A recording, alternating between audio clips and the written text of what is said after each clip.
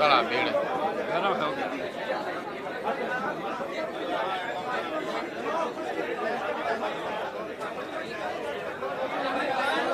चलिए शुरू कीजिए ना। आप शांत हो जाए, अपने लोग भाई शांत हो जाइए। रंजन जी बैठ गए, सुशील भाई, ललन जी थोड़ा सा, ललन भाई थोड़ा सा, अरे मंडल जी चलिए ना अपनी बात। आप सभी का नाम लीजिए बैठ जाए। आप सभी का स्वागत है आज के प्रेस कॉन्फ्रेंस में। जितने भी हमारे प्रिंट मीडिया के, इलेक्ट्रॉनिक मीडिया के और सोशल मीडिया के साथी आए हैं, सबका स्वागत है। हमारे मुख्य डेस्क पर हमारे दल के प्रदेश अध्यक्ष श्री मनोज झांसी जी हैं। उनके बगल में विश्वविख्यात गणितज्ञ और हमारे दल के उम्मीदवार श्री केसी सिन्हा जी हैं। उनके बगल में पार्टी के संगठन के महासचिव सुभाष सिंह कुशवाहा जी हैं। हमारे बीच में हमारे पार्टी के सूत्रधार प्रशांत किशोर जी हैं। उनके बगल में देश के विख्यात कानूनविद वाई गिरी साहब हैं। उनके बगल में पूर्व एमएलसी और पार्टी के उम्मीदवार श्री रामबली सिंह चंद्रवंशी जी हैं। पार्टी के एमएलसी अफाक साहब हैं, ललन जी हैं, श्री मंडल जी हैं और कई महत्वपूर्ण लीडर हैं। हम प्रशांत जी को दे उसके पहले मैं आपको बताना चाहता हूं कि आज के प्रेस कॉन्फ्रेंस के संबंध में पूरे देश और दुनिया का नजर प्रशांत जी की ओर है। आपके भी मन में कई सवाल होगा। सवाल यह भी होगा कि आपने कहा था 25 सीट आएगा तो राजनीति छोड़ देंगे। आपके मन में यह भी होगा कि प्रशांत किशोर जी ने कहा था जब तक बिहार को बदहाली और गरीबी से नहीं निकालेंगे तब तक चैन का सांस नहीं लेंगे और बिहार को छोड़ के नहीं जाएंगे। ये सारा आपके मन में प्रश्न होगा। मैं आपसे कहना चाहता हूं, जनसुराज पार्टी ने ईमानदारी से, शुद्धता से और तन्मयता से बिहार के लोगों के लिए जो संकल्प लिया था उसमें हमने बहुत कामयाबी भी प्राप्त की। जो बिहार की राजनीति सिर्फ जाति धर्म पर, मंदिर मस्जिद पर होता था, उस राजनीति को एक व्यक्ति जो 2 साल तक पैदल चला और 1 साल तक गांव-गांव जाकर लोगों को जगाने का काम किया, उनके बच्चों के भविष्य के बारे में बात की, उसके शिक्षा के बारे में बात की। और यही कारण था जब चुनाव जीतने के बाद जब भारतीय जनता पार्टी के ऑफिस में प्रधानमंत्री जी को भी उन मुद्दों पर ही चर्चा करना पड़ा। भले ही उसके बाद वो कट्टा की बात करें, लेकिन उनको भी जो रोजी रोजगार, शिक्षा, लोगों का पढ़ाई इन्हीं चीज पर घूमते रहा। छोड़ दीजिए जो मुख्य विपक्षी पार्टी था उनको भी इस पर आना पड़ा। एक बात मैं जरूर कहूंगा, जो बिहार की राजनीति है, आपको लगता होगा जनसुराज को मात्र 3%, 3.34% वोट आया है। लेकिन बिहार में ये भी तय हो गया है कि जब तक लालू जी का भय रहेगा तब तक बिहार में वोट का ध्रुवीकरण होते रहा और उसी के चलते जनसुराज को पराजय का सामना करना पड़ा। मैं सीधे तौर से प्रशांत किशोर जी को देना चाहता हूं। आप मुझे नहीं सुनना चाहते हैं, मैं प्रशांत जी को देना चाहता हूं, वो अपनी बात रखें। बहुत बहुत धन्यवाद साथियों। पहले तो आप सबका यहाँ समय निकालकर आने के लिए शुक्रिया। जिस दल को सिर्फ 3.5% वोट मिला है, उसकी प्रेस वार्ता में इतने प्रेस के साथी आए हैं, तो ये दिखाता है कि कुछ तो काम हम लोगों ने सही किया होगा। हम लोग बिहार आज से 3.5 साल पहले व्यवस्था परिवर्तन के संकल्प से आए थे। एक ईमानदार प्रयास किया है और उसमें बिल्कुल सफलता नहीं मिली, ये मानने में कोई गुरेज नहीं है। व्यवस्था परिवर्तन के जिस अभियान को लेकर चले थे व्यवस्था परिवर्तन की बात तो छोड़िए, सत्ता परिवर्तन भी हम लोग नहीं करा सके, लेकिन बिहार की राजनीति को बदलने में जरूर थोड़ी बहुत भूमिका हम लोगों की बनी है।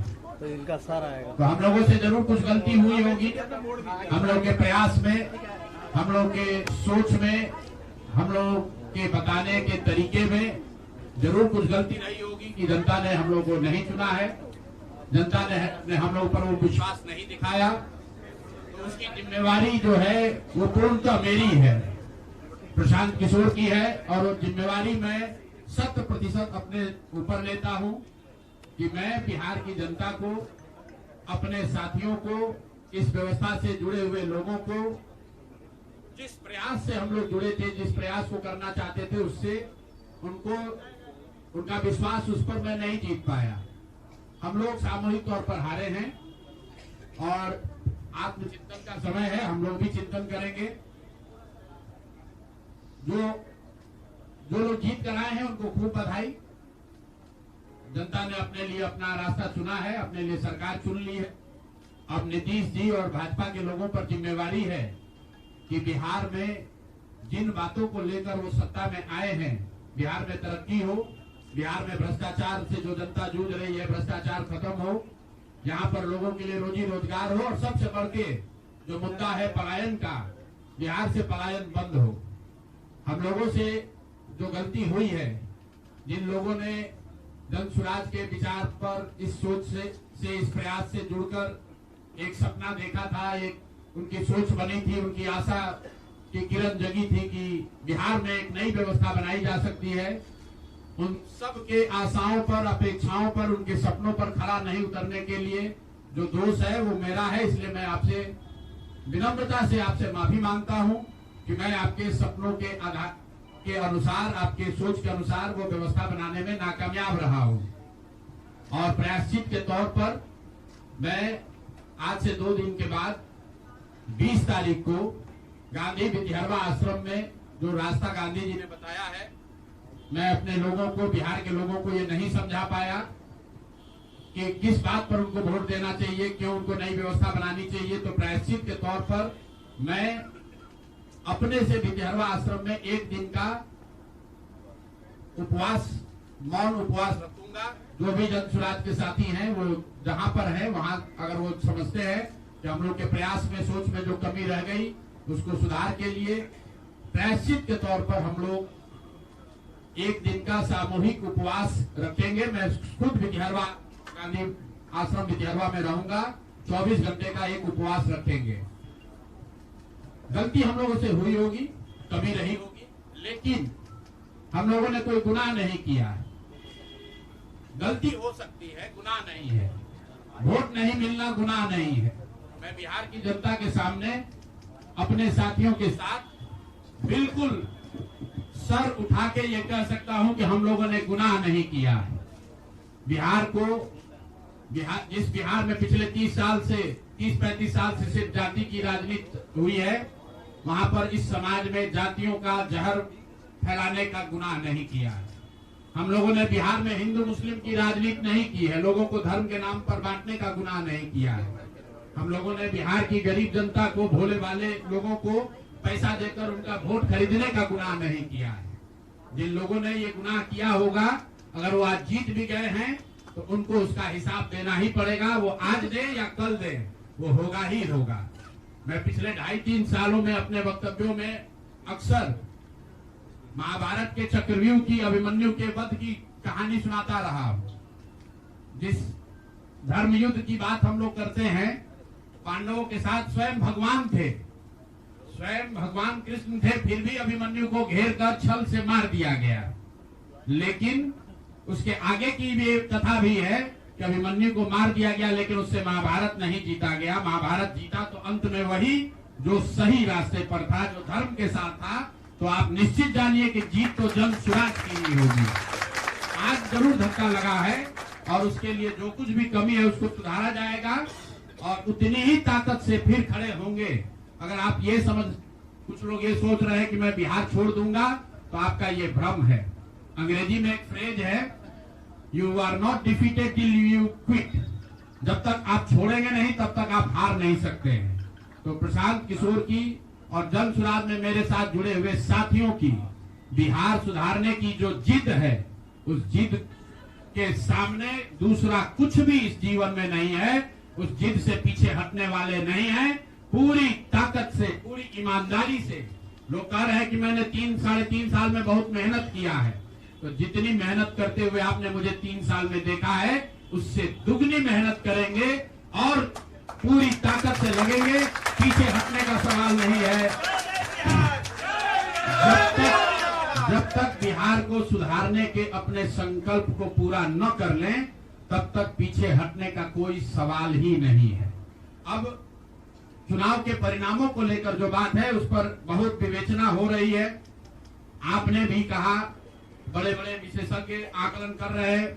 कोई बता रहा है कि पैसे से जीत लिया गया, कोई बता रहा है कि लालू जी के डर से ध्रुवीकरण हुआ इसलिए जीता गया, कुछ लोग बता रहे हैं कि जातियों की बात अभी पूरी तरह खत्म नहीं हुई। मैं यहाँ चुनाव के विश्लेषण के लिए नहीं बैठा हूं, लेकिन एक बात तो बिल्कुल स्पष्ट है कि पहली बार स्वतंत्र भारत के इतिहास में और खासकर बिहार में पहली बार ऐसा हुआ है कि कोई चुनाव जिसमें सरकार ने करीब करीब 40,000 करोड़ रुपया जनता के पैसे को खर्च करने का वादा किया है। और मुझे लगता है कि वही एक कारण है जिसकी वजह से एनडीए को इतना बड़ा बहुमत मिला है। मैं सिर्फ आपके ध्यान में लाना चाहता हूं कि 10,000 रुपए की बड़ी चर्चा हो रही है। लोग बता रहे हैं कि 10,000 पर लोगों ने वोट बेच दिया। बिल्कुल नहीं है, ये बात सही नहीं है। मेरा आज भी ये यकीन है कि 10,000 रुपए के लिए बिहार के लोग अपना वोट, अपना बच्चों का भविष्य नहीं बेचेंगे। अगर 10,000 रुपए को आप जोड़िएगा तो प्रतिदिन 5.5 रुपया हुआ। 5.5 रुपए में कौन अपना वोट बेचेगा? लोगों ने 10,000 रुपए के लिए सिर्फ वोट नहीं बेचा है। आपको देखने, जानने, समझने की जरूरत है। और इस पर यह बहस भी हो रहा है। सत्ता में जो लोग आए हैं वो कह रहे भैया हम तो सरकारी योजना चला रहे थे। जो विपक्ष में है वो कह रहा है हम योजना नहीं चला रहे थे, आप पैसा देके वोट खरीद रहे थे। इसका कोई अंत नहीं है, इस बहस का कोई अंत नहीं है। चुनाव आयोग पर लोग टीका टिप्पणी कर रहे हैं, वो चुनाव आयोग का विषय है। बिहार के बेटा होने के नाते, बिहार के नागरिक होने के नाते मेरा बस एक ही प्रश्न है। हर विधानसभा क्षेत्र में 60 से 62,000 लोगों को कम से कम 10,000 रुपया सीधे तौर पर सरकार ने दिया है। सिर्फ 10,000 रुपया नहीं दिया, ये कहा कि आपको स्वरोजगार के लिए 2 लाख रुपया दिया जाएगा और उसकी पहली किस्त के तौर पर, बयाना के तौर पर 10,000 रुपया उसको दिया गया।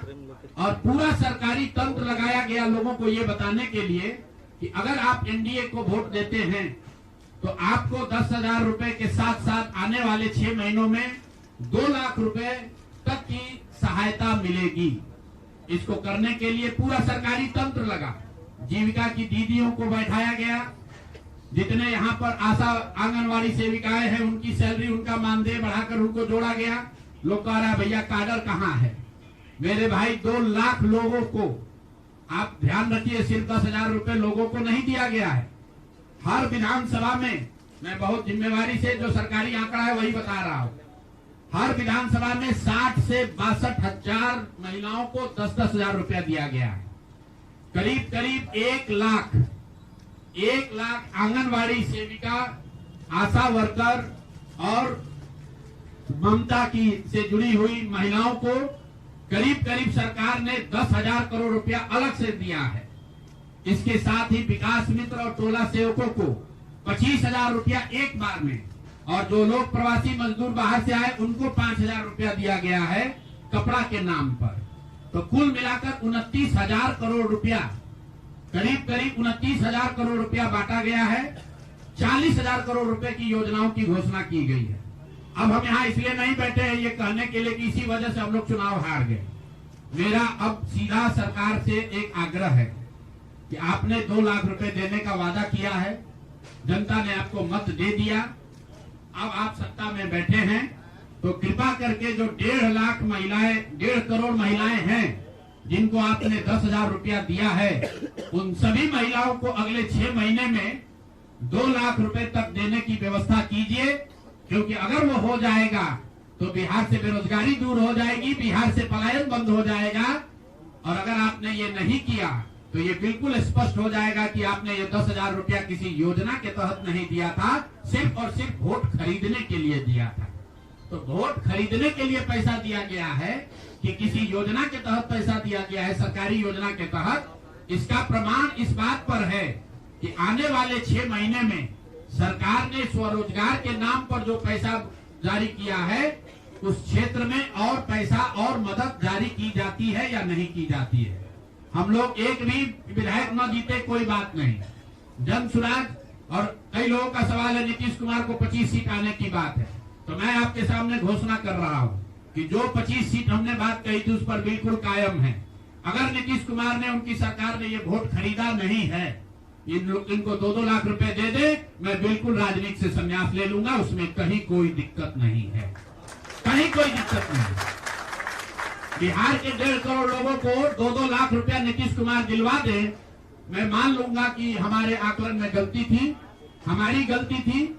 और हमारे आकलन की बात छोड़िए, अगर बिहार से बेरोजगारी दूर हो जाए, पलायन बंद हो जाए, 1.5 करोड़ परिवार, टोटल 2.5 करोड़ परिवार में अगर 1.5 करोड़ परिवार की गरीबी दूर हो जाए, तो प्रशांत किशोर को विधायक बनने की, राजनीति करने की कोई जरूरत नहीं है, हम दूसरा काम कर सकते हैं। तो आपका अगर ये सवाल है कि 25 सीट की बात है, बिल्कुल 25 सीट से ज्यादा नीतीश कुमार को ना आना चाहिए था, ना आता।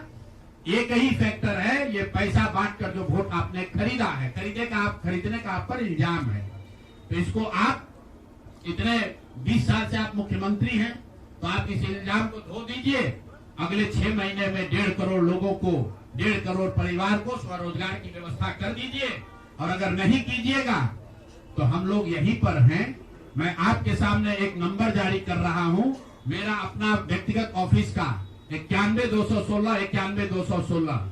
जितने लोग हैं जिनको भी 10,000 रुपया का बयाना नीतीश कुमार सरकार ने, अधिकारियों ने, जीविका की दीदियों के माध्यम से दिया है, इस आश्वासन के साथ कि अगर आप नीतीश कुमार को, एनडीए को वोट देंगे तो आपको 2 लाख रुपया 6 महीना में मिलेगा। तो मेरे भाई, अब समय चालू हो गया, आप आ गए हैं सत्ता में और हम लोग आराम से बैठे हुए हैं बिहार में। हर वो महिला, हर वो परिवार जिसको 2 लाख रुपया नहीं मिलता है, आप प्रशांत किशोर से संपर्क कीजिए, आप जन सुराज से संपर्क कीजिए। अब सलाह का समय खत्म हुआ, अब संघर्ष का समय शुरू होगा। हमने 3.5 साल लोगों को सलाह दिया है, हमने 3.5 साल लोगों को जाकर घर घर हाथ जोड़ा है, कभी वोट नहीं मांगा। लोगों को यही कहा कि अपने बच्चों के लिए वोट दो, अच्छे लोगों को जिताओ। लोगों ने अपने हिसाब से अच्छे लोगों को जिताया है। जिन मुद्दों पर जिताया है उसका मैं स्वागत करता हूं कि स्वरोजगार ही सबसे ज्यादा जरूरी है। उसका वादा एनडीए की सरकार ने किया है, नीतीश कुमार ने किया है, और 10-10 हजार रुपया बानगी के तौर पर, एडवांस के तौर पर उन महिलाओं को दिया है। तो अब अगले 6 महीना में उन सभी महिलाओं को, उन सभी परिवारों को नीतीश कुमार की स्वरोजगार का अवसर दे, उनको 2 लाख रुपए की मदद दे, ताकि वो 1.5 करोड़ परिवार के लोग बेरोजगारी से बाहर निकल सके, गरीबी खत्म कर सके और उनके बच्चे गुजरात में, तमिलनाडु में जाकर मजदूरी न करें। और अगर ये नहीं होगा तो हम लोग तो विधानसभा में हैं नहीं।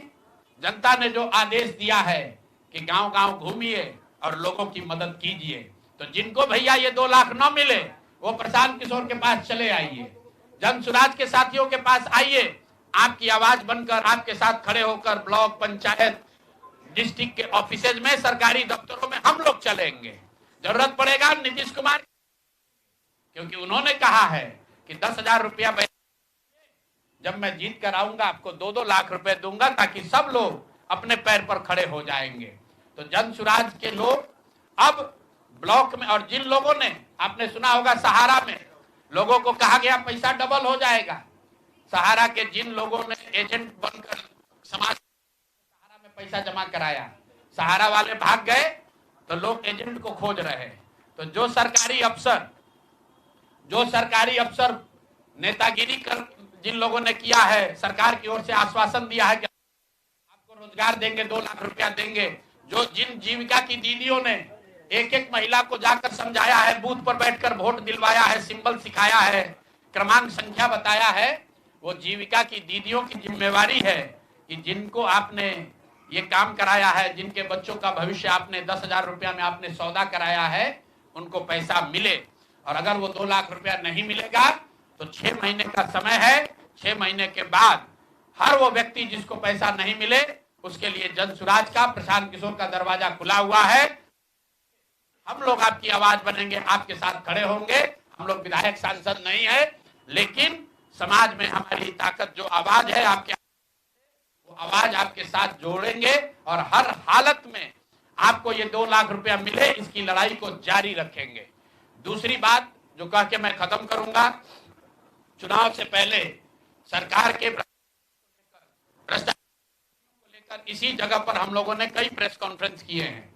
नीतीश कुमार को कभी व्यक्तिगत तौर पर बेईमान नहीं बताया गया है, भ्रष्ट नहीं बताया गया है, लेकिन हम लोगों का ये मानना था कि नीतीश जी का स्वास्थ्य अच्छा नहीं है, अगल बगल के लोग लूट रहे हैं, चला रहे हैं। अभी परिणाम आए हैं, नीतीश जी को देखकर लग रहा है कि नीतीश जी बिल्कुल स्वस्थ दिख रहे हैं। तो अब मेरी उनसे अपेक्षा है कि 2 दिन के बाद अभी मंत्रिमंडल बनने वाला है। कल प्रधानमंत्री जी ने भी कहा है कि बहुत बड़ी जिम्मेवारी है, हम लोग इलेक्शन मोड में नहीं, इमोशनल मोड में हैं। तो उसी इमोशनल मोड में मेरी आपसे अपेक्षा है कि भारतीय जनता पार्टी की लीडरशिप और नीतीश कुमार एक ऐसा स्वच्छ मंत्रिमंडल बनाएं जिसमें कोई दागी मंत्री न हो, कोई भ्रष्टाचारी न हो।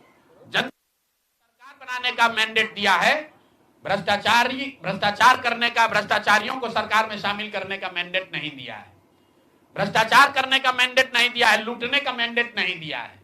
तो मैंडेट, बिल्कुल मैंडेट का सम्मान है। जनता लोकतंत्र है, जनता मालिक है, जनता ने जिनको सत्ता में बैठाया है वो सत्ता में बैठे, लेकिन सत्ता में बैठकर लूटने का मैंडेट जनता ने नहीं दिया है। तो मेरी अपेक्षा है कि नीतीश जी, माननीय प्रधानमंत्री मोदी जी, अमित शाह जी, जिन्होंने बिहार की जनता को यह बताया है कि हम आपका विकास करेंगे, आपके बच्चे अब गुजरात नहीं जाएंगे मजदूरी करने, तो भाई अब आपकी जिम्मेवारी है ऐसा मंत्रिमंडल बनाइए ताकि बिहार के लोगों का पलायन बंद हो, यहाँ से बेरोजगारी खत्म हो और जो पिछले 5 साल से लोग भ्रष्टाचार से जूझ रहे हैं वो आगे भ्रष्टाचार न हो। मेरी बात यहाँ खत्म हुई। अब आपके जो सवाल हैं वो आप सवाल कर सकते हैं। बहुत बहुत धन्यवाद।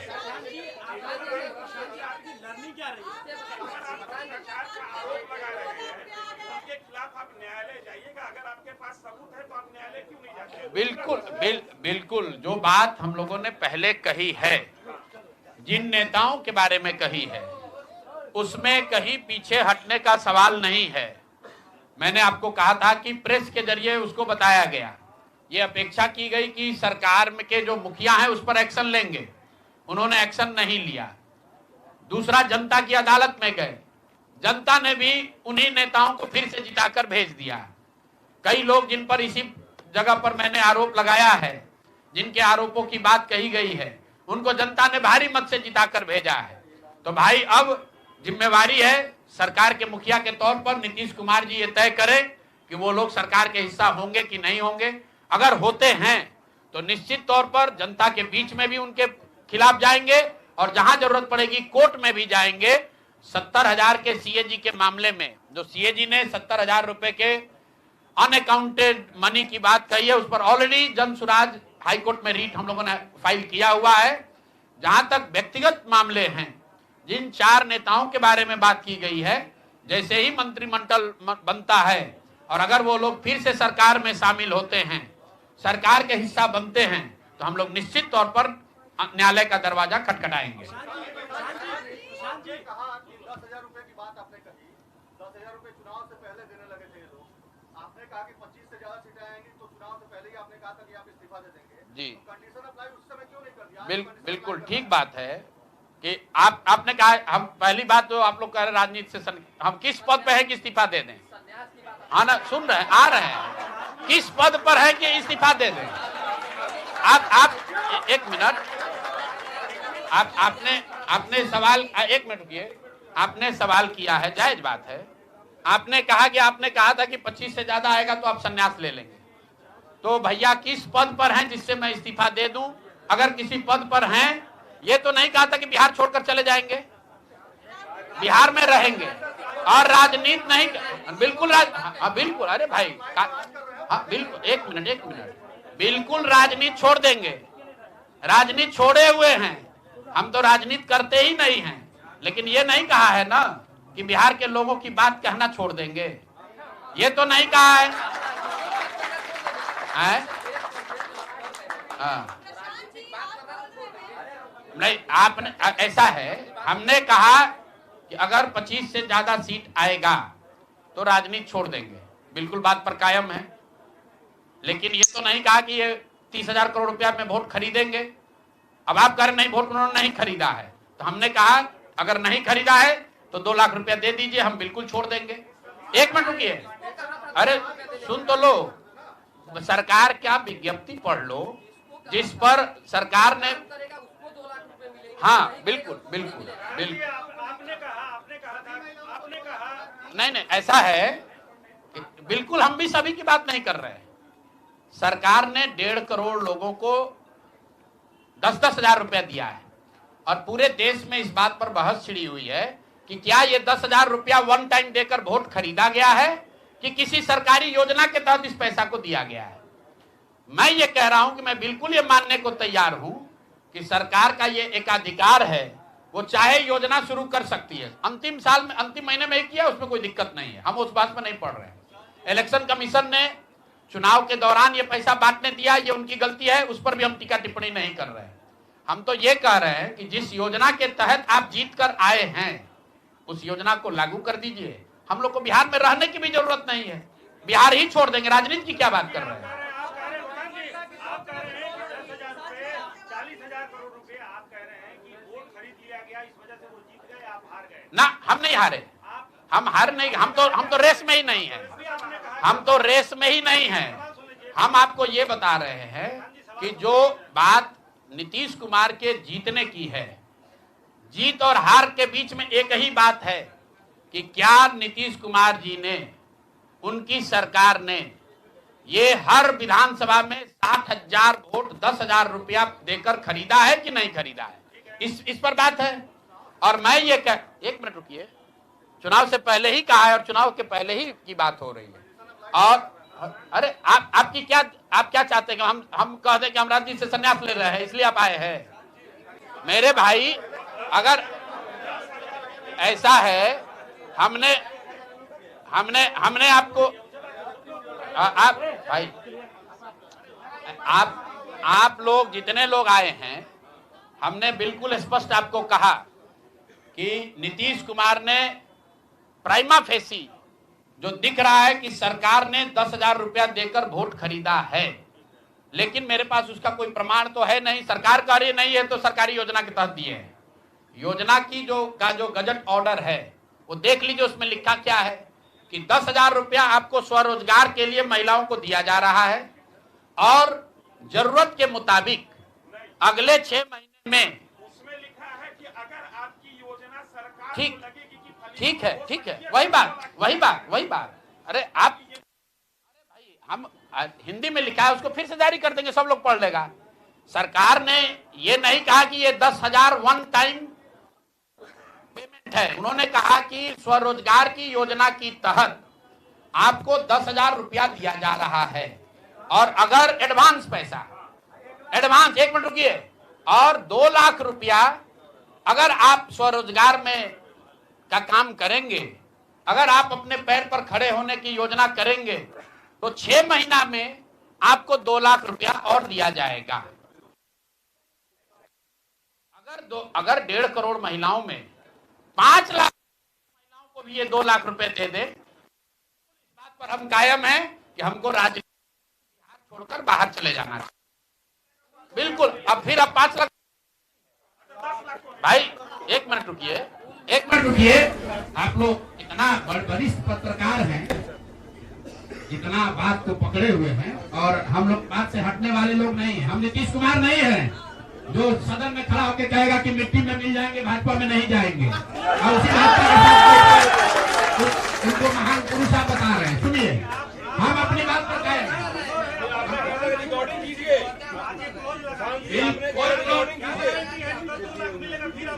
कोई क्लॉज नहीं लगाएंगे।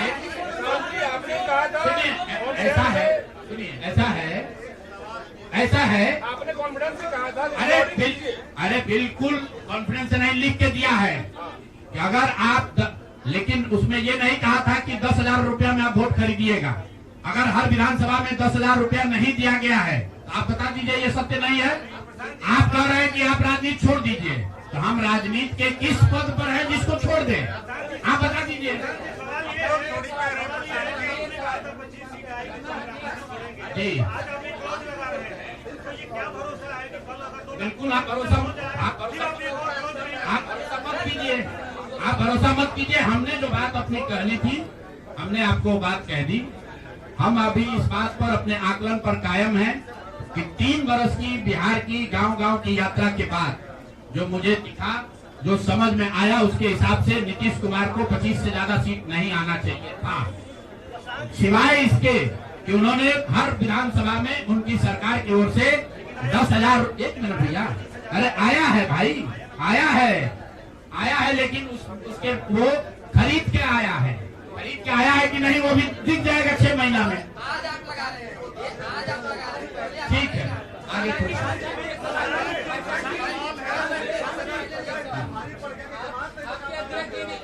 बिल्कुल, ये हमने आपको अपने वक्तव्य में कहा कि हम लोग बिल्कुल असफल साबित हुए। हमने जो बात यहाँ बिहार के लोगों को बताई वो लोगों को समझ में नहीं आया है, लोगों को स्वीकार्य नहीं है। हम अपनी गलती मान रहे हैं,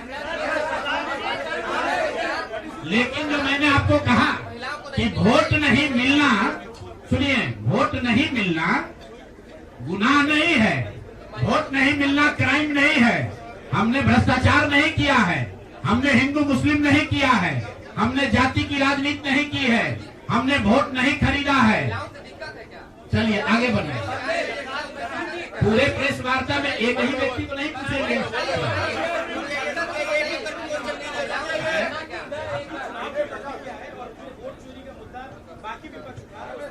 मैं वोट चोरी के मुद्दे पर हम लोग का स्टांस जो है वो बिल्कुल क्लियर है पहले दिन से। ये बिहार का मुद्दा नहीं है। जो चुनाव की पूरी प्रक्रिया है उसमें वोटर लिस्ट बनने से लेकर आचार संहिता के अनुपालन का, वोटिंग के दिन के, जैसे यहाँ पर आप जीविका की दीदियों को बाकायदा आपने मोबिलाइजर बनाकर सरकारी व्यवस्था के तहत बूथ में बैठाया है। तो पूरे वोटर लिस्ट बनाने की प्रक्रिया, आचार संहिता के अनुपालन की प्रक्रिया, वोटिंग के दिन जो हो रहा है वो, उसमें सरकारी तंत्र का इस्तेमाल, दुरुपयोग या उपयोग, और वोटिंग के बाद जो महाराष्ट्र से लगातार दिख रहा है कि अंतिम 2 घंटे में 15%, 20% एक्स्ट्रा वोट होना, फिर चुनाव आयोग का उसका डिटेल नहीं जारी करना, और 3 दिन के बाद ये बताना कि इतना वोट हो गया। ये बड़े मुद्दे हैं। हम लोग बहुत छोटी पार्टी हैं, हम लोग को तो इतना नहीं ताकत है, लेकिन आपके माध्यम से मैं ये जरूर देश के विपक्ष को ये कहना चाहूंगा, इस पर गंभीरता से बात करने की, और इसको जरूरत पड़े तो सुप्रीम कोर्ट में ले जाने की जरूरत है कि आज की तारीख में, आज की स्थिति में जो आचार संहिता पहले से बना हुआ है वो कितना कारगर है या नहीं कारगर है। अगर सिर्फ इसमें वोटर रोल की बात नहीं है, SIR सिर्फ वोटिंग रोल की बात है, लेकिन जिस तरह से वोटिंग हुई है, आप बताइए कि सुरक्षा कर्मियों में होमगार्ड को यहीं पर इसी बिहार में लालू जी की जब सरकार थी, TN सेशन का जमाना था, उन्होंने कहा था कि नहीं, कोई लोकल आदमी यहाँ चुनाव की प्रक्रिया में हिस्सा नहीं लेगा, होमगार्ड का कोई आदमी हिस्सा नहीं लेगा। उसी बूथ पर आप आज के चुनाव आयोग ने उस जीविका दीदी को बैठाया है जिसको एक तरीके से सरकार ने कॉन्ट्रैक्ट दिया है कि आपको इतने लोगों को वोट दिलवाना है। मैं आपको एक उदाहरण देता हूँ। मधुबनी विधानसभा क्षेत्र है, मैं डिटेल में नहीं जाना चाहता था, लेकिन आप कुरेद रहे। मधुबनी विधानसभा क्षेत्र है, वहां से उपेंद्र कुशवाहा जी के पार्टी के उम्मीदवार चुनाव जीत कर आए हैं। मैं पूरे यहाँ पर जितने मीडिया के साथी हैं, जितने यहाँ चुनाव के विशेषज्ञ हैं, आप भी यूट्यूबर हैं, मैं दावा कर रहा हूँ आज हो 5 महीने के बाद हो, आप मधुबनी विधानसभा क्षेत्र में जाइए, वहां पर एनडीए के प्रत्याशी को 1 लाख से ज्यादा वोट आया है। एनडीए को वोट मिला, 10,000 रुपए के लिए मिला, नहीं मिला छोड़िए। हम इस बात से दंग हैं कि मधुबनी में कितने लोग ऐसे हैं वोटर जो कि उपेंद्र कुशवाहा जी के पार्टी का सिंबल भी जानते हैं। भाई अलायंस वोट तो उनके पार्टी के सिंबल को पड़ा है ना, अलायंस का कोई सिंबल नहीं है। तो आखिर रातों रात पूरे मधुबनी क्षेत्र में, और क्या हुआ मैं नहीं कह रहा हूँ, मैं आपको और आपके जरिए पूरे देश के लोगों को ये बताना चाहता हूँ कि जो भी लोग सर्वे, सेफोलॉजी, पत्रकारिता, राजनीति में इंटरेस्ट रखते हैं। आप सैंपल के तौर पर कोई 5 कंस्टिट्यूंसी उठा लीजिए, और जहां पर भाजपा और जदयू के उम्मीदवार नहीं लड़ रहे थे, वो दल लड़ रहे थे जिनका कोई सिंबल भी नहीं जानता है, नाम भी नहीं जानता है, उसको 1 लाख, 1.25 लाख वोट कैसे आया है? हमारे पास कोई प्रमाण नहीं है कि वो वोट कैसे आया, लेकिन राजनीतिक सामाजिक क्षेत्र में जुड़े होने के नाते ये आश्चर्य का विषय है कि जिस मधुबनी क्षेत्र में लोग ये नहीं जानते हैं कि कौन सा प्रत्याशी लड़ रहा है, कौन सा पार्टी लड़ रही है, उस पार्टी का सिंबल क्या है, उसको 1.25 लाख वोट आया है, और जो लोग वहां जीवन भर राजनीति कर रहे हैं उनको वोट नहीं आया। संभव है उनको इतना समर्थन है, लेकिन मेरा आपसे आग्रह ये, भाई देखो 1 मिनट आप रुक, आपका सवाल 10 ले चुके हैं, और भी तो लोग हैं, आपका एक और ले लेंगे, आप शांति से बैठिए, ऐसा मत घबराइए, हम यहाँ बैठे हुए हैं। और मेरा आपसे अनुरोध है, मैं कोई आरोप नहीं लगा रहा हूँ, लेकिन मधुबनी जैसे 5 सीट का मैं आपको हवाला देना चाहता हूँ, जहाँ पर चुनाव के 12 दिन 15 दिन पहले ये तय हुआ कि कौन पार्टी चुनाव लड़ेगी, उस पार्टी का नाम कोई नहीं जानता है, उसका सिंबल कोई नहीं जानता है, और 1,20,000 वोट अगर किसी विधानसभा में आ रहा है, इसका मतलब है कि हर घर से 2 से 3 वोट आया है। आपको आंधी दिखनी चाहिए वहां पर। ये मतलब विधानसभा के स्तर पर 1,20,000 वोट लाना साधारण बात नहीं है। 1,20,000 वोट आया है, कैसे आया है?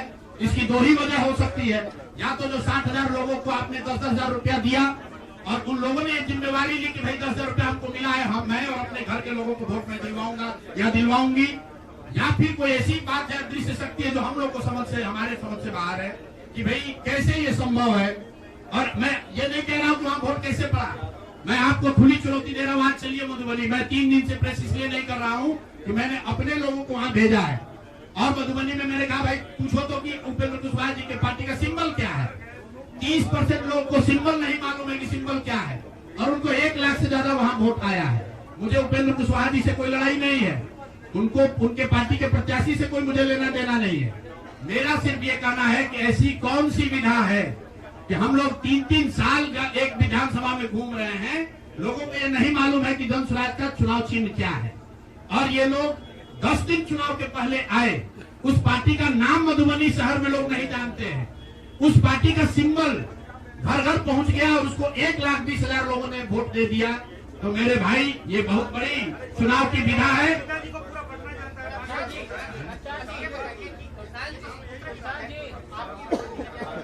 भारी चूक हुई, मैंने आपको पहले कहा कि भारी चूक हुई, और जो भी चूक हुई है उसको सुधारने के लिए पूरी ताकत लगाएंगे, फिर से बैठेंगे, ड्राइंग बोर्ड पर जाएंगे और देखेंगे कि जो चूक हुई है उसको कैसे सुधारा जाए। लेकिन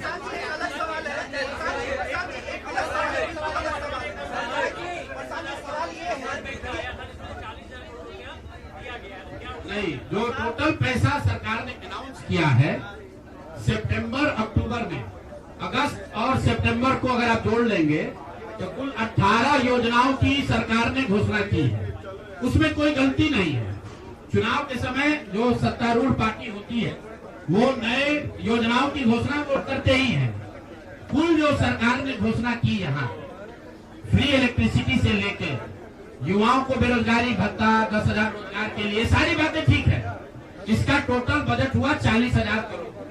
40,000 करोड़ में से 29,000 करोड़ रुपए की योजना सरकार ने रोल आउट की। 11,000 करोड़ को तो शुरू ही नहीं किया, और इस 29,000 करोड़ में से जो सबसे बड़ी योजना है वो है स्वरोजगार की योजना, जिसमें हर विधानसभा क्षेत्र में 60 से 62,000 परिवारों में एक महिला को 10,000 रुपया दिया गया।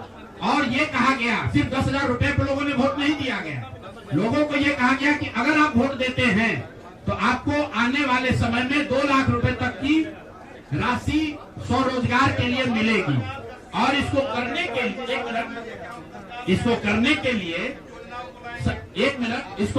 के लिए सरकार ने जीविका दीदी का पूरा जो नेटवर्क है, 1 लाख से ज्यादा जीविका की दीदियों को और आंगनवाड़ी सेविकाओं को, आशा वर्कर को, और जो टोला सेवक है, विकास मित्र है, उनको लैपटॉप खरीदने के लिए 25,000 रुपया दिया गया 1 टाइम। अब आप बताइए कि जो टोला सेवक है जो विकास मित्र है जिसको आपने 25,000 रुपया दिया है, वो जो लैपटॉप या आईपैड खरीदेगा, उससे बिहार सरकार की योजना का दलितों का क्या सुधार होगा, वो सरकार को बताना चाहिए।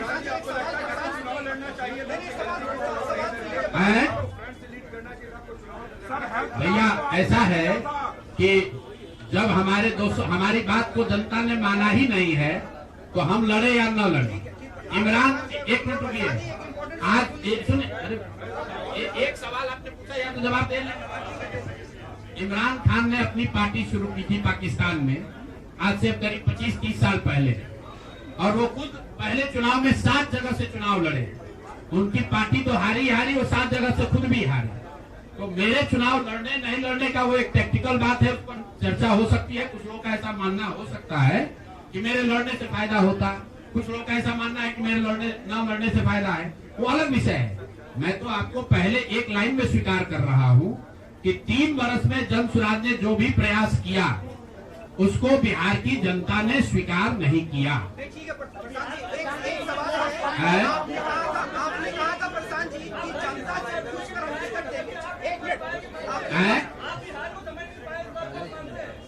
बिहार को मैं समझ नहीं पाया, बिल्कुल मान लेंगे, इसमें क्या दिक्कत है।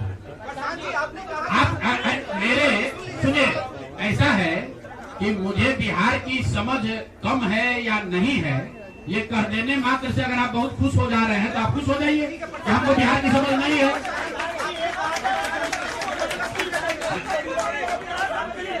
मेरे भाई ऐसा है, अगर हमने हमारे आप बिल्कुल ठीक बात है, नहीं समझे तो 3 वर्ष अगर पैदल चल रहे थे तो बिहार को समझने के लिए एक चल रहे थे, अब फिर और चलेंगे, फिर जाएंगे।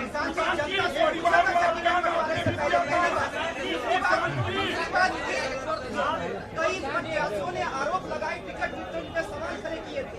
क्या लगता है जनता उससे भी डाइवर्ट हुई कि प्रशांत किशोर कहा? अच्छा ऐसा है, सुन लीजिए, ऐसा है पूरे महीने, पूरे चुनाव के दौरान मैंने आपको पहले कहा कि हमसे गलती हो सकती है, लेकिन हम लोगों ने गुनाह नहीं किया। आप लोग जो बात कर रहे हैं वो इस अंदाज में बात कर रहे हैं जैसे प्रशांत किशोर ने कोई गुनाह कर दिया है, बिहार को सुधारने का प्रयास करके कोई गुनाह कर दिया है, और आप लोग आए हैं हमारा यहाँ पर पोस्टमार्टम करने। तो आप लोगों का स्वागत है। रुकिए, एक मिनट रुक जाइए, आप बहुत भारी पत्रकार हैं, 8-9 सवाल कर चुके हैं, और लोगों को भी मौका दीजिए, आपका भी सवाल किया जाएगा। एक मिनट रुक जाइए, अरे रुक जाओ भाई, आप एक मिनट रुकिए।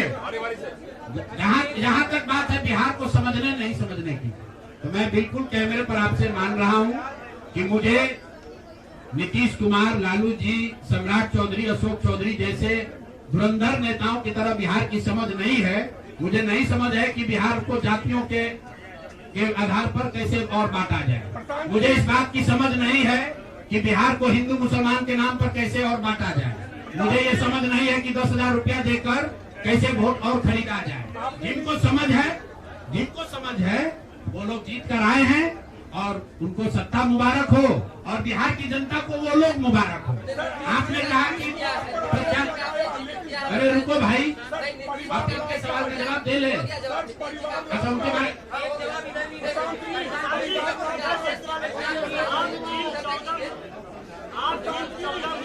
बनाने का बात कर रहे थे, क्या आपको लगता है कि आपका उनमें अहम योगदान रहा है? कभी खास करके बिहार के कोई योगदान नहीं है। आप लोग जो हम लोग बोलते रहे हैं उसको जाकर देख लीजिए। आपने कहा कि उम्मीदवार गलत चुने हैं। यहाँ जितने लोग बैठे हुए हैं, हमारे बगल में केसी सिन्हा जी चुनाव लड़े हैं कुम्हरार से। ये तो हमको पैसा देकर टिकट नहीं खरीदे होंगे, और कुम्हरार की जनता ने केसी सिन्हा को हराकर किसी दूसरे को जिताया। हमारे बगल में वैदी गिरी जी बैठे हैं, मांझी से इनको हराकर जनता ने किसी दूसरे को जिताया है। तो मेरे भाई, मैं समझता हूँ कि अगर केसी सिन्हा नहीं जीते तो उससे केसी सिन्हा के जीवन पर कोई फर्क नहीं पड़ेगा मेरे भाई, कुम्हरार की जनता के जीवन पर फर्क पड़ेगा। अगर आपने मांझी से वैदी गिरी को हरा दिया तो वैदी गिरी का कोर्ट का प्रैक्टिस नहीं बंद हो जाएगा, मांझी के लोगों की दिक्कत जो है वो बढ़ेगी। लेकिन फिर वही बात है, जनता मालिक है, वो वही चाहते हैं। अगर आप खिचड़ी खाना चाहते हैं तो आपको कोई पुलाव कैसे खिला देगा? आप खिचड़ी खाइए और आनंद लीजिए।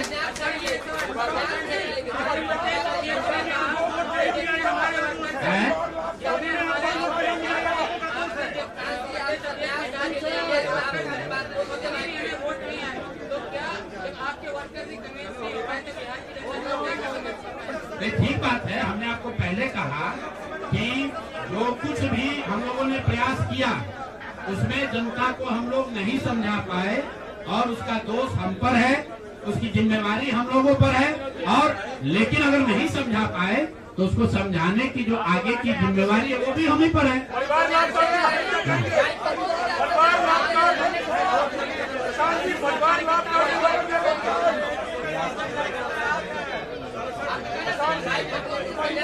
ऐसा है, आप भी बिहार के ही हैं और इतना भी नहीं उद्वेलित हुई, इतना भी मत उछलने लगी है कि जैसे हम लोग सब एकदम खत्म हो गए। आपकी बात को सुन लिया गया, आपको अलग से साक्षात्कार चाहिए।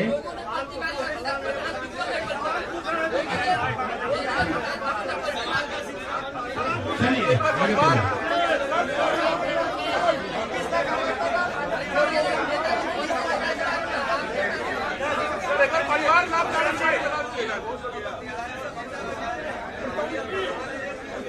अभी तो हम लोग वापस जाकर अपने उस प्रारूप को फिर से देखेंगे जो हम लोग लेकर जनता के बीच गए थे। जो सोच, जो विचार, जो प्रयास लेकर जनता के बीच गए थे वो देखेंगे कि भाई जनता को चाहिए भी कि नहीं चाहिए। अगर जनता को पढ़ा लिखा आदमी नहीं चाहिए, अगर जनता को स्वच्छ लोग नहीं चाहिए तो हम लोग तय करेंगे क्या करना है।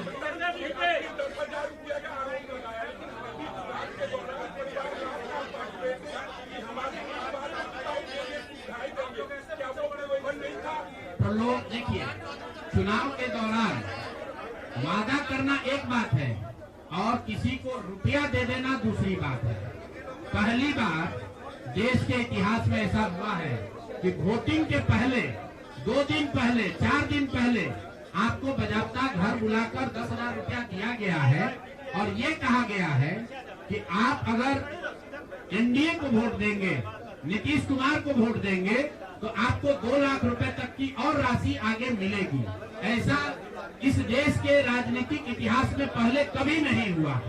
ऐसा कभी नहीं हुआ है कि आचार संहिता के बाद, आचार संहिता लागू होने के बाद आप एक विधानसभा क्षेत्र में 60 से 62,000 महिलाओं को 10-10 हजार रुपया दे रहे हैं और आप राजनीतिक सूचिता की बात करते हैं। ये बात उचित नहीं है।